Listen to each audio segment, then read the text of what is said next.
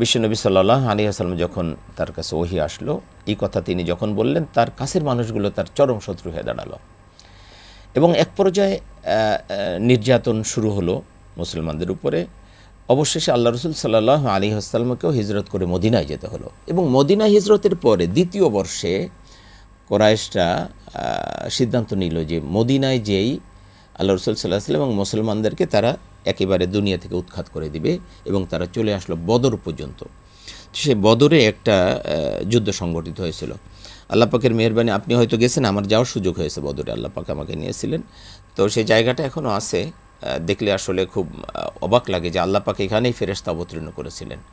ফেরেশতা বদরে মুসলমানদের সাহায্যের জন্য এসেছিল। স্যার, আপনি যদি বদর যুদ্ধ নিয়ে আসলে কিছু বলতেন, আজকে সেই বদর দিবস 17 রমাদান, আপনি যদি কিছু বলতেন। আমরা জানি আজ 17 রমজান 1446 হিজরি, আর দ্বিতীয় হিজরি 17 রমজানেই সংঘটিত হয়েছিল ঐতিহাসিক বদর যুদ্ধ। তার মানে আজ থেকে 1444 বছর আগে, একেবারে হিসাব করা 1444 বছর আগে এই দিনে সংঘটিত হয়েছিল এই দিনে।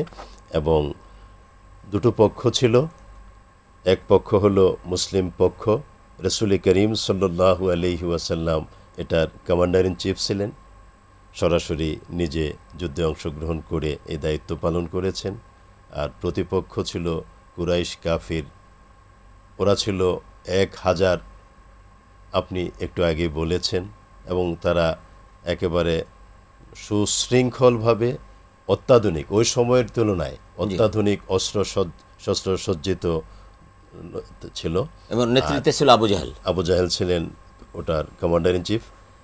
আর রাসূল করিম সাল্লাল্লাহু আলাইহি ওয়াসাল্লামের সাহাবায়ে কেরাম রিদওয়ানুল্লাহি তাআলা আলাইহিম আজমাইন, তারা 313 জন, কিন্তু অস্ত্রশস্ত্র তেমন ছিল না, ভাঙ্গাচোরা কিছু ছিল না থাকার মতো। তো সেখানে যুদ্ধ হলো। যুদ্ধে দেখা গেল যে 3 গুণেরও বেশি, 1000 এর মোকাবেলায় 313 মুসলমানেরা বিজয়ী হলেন। এবং এই বিজয়ের মূলে আমরা কয়েকটা বিষয় দেখতে পাই। নাম্বার 1, আমরা যদি দেখি যুদ্ধটা হলো অসম যুদ্ধ, কিন্তু বিজয় হলো। এর প্রধান কারণ হলো মুসলিম বিজয়ের রাসূল করিম সাল্লাল্লাহু আলাইহি ওয়াসাল্লামের প্রতি যে সাহাবায়ে কেরামের, যোদ্ধাদের, মুজাহিদদের যে নিঃশর্ত আনুগত্য, এই যে আনুগত্যটা, এটাই হলো বিজয়ের প্রথম মূল কারণ। আর দ্বিতীয় কারণটা হলো আল্লাহ রাব্বুল আলামিন আগে ভাগে ঘোষণা করেছেন, হে রাসূল, প্রয়োজন বোধে 1000 ফেরেশতাকে সৈনিক হিসেবে প্রেরণ করে মুসলিমদেরকে সহযোগিতা করা হবে। প্রয়োজন বোধে 3000 এসেছিল, 1000, দ্বিতীয় পর্যায়ে 3000। আল্লাহ তাআলা আবার এটাও বলেছেন, যদি প্রয়োজন হতো 5000, প্রয়োজন হয় নাই। তো এই যে ফেরেশতা পাঠিয়ে দিলেন আল্লাহ, কারণ কি? কারণ হলো মুসলিমরা অস্ত্রশস্ত্রে সজ্জিত না হলেও এই যে তাদের আনুগত্য রাসূল করিম সাল্লাল্লাহু আলাইহি ওয়াসাল্লামের প্রতি এবং ইমানি যে জজবা, চেতনা, এটাকে উপলক্ষ করেই আল্লাহ তাআলা তাদেরকে সাহায্য করার জন্য ফেরেশতাদেরকে প্রেরণ করেছেন মুজাহিদ হিসেবে।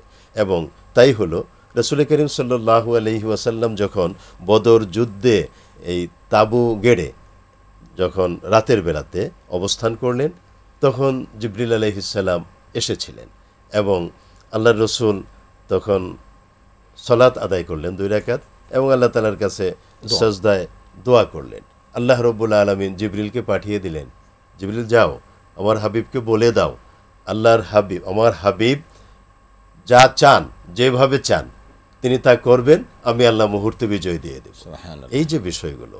এবং আরেকটা ব্যাপার হলো, জিবরিল আলাইহিস সালাম রাসূল করিম সাল্লাল্লাহু আলাইহি ওয়াসাল্লামকে নিয়ে যুদ্ধের ময়দানের চারিদিকে ঘুরে ঘুরে দেখলেন এবং জিবরিল ইন্ডিকেট করে দিল, এই জায়গাটাতে আবু জাহালকে হত্যা করা হবে, এরকম কতগুলো স্পট এইভাবে দেখিয়ে দিলেন।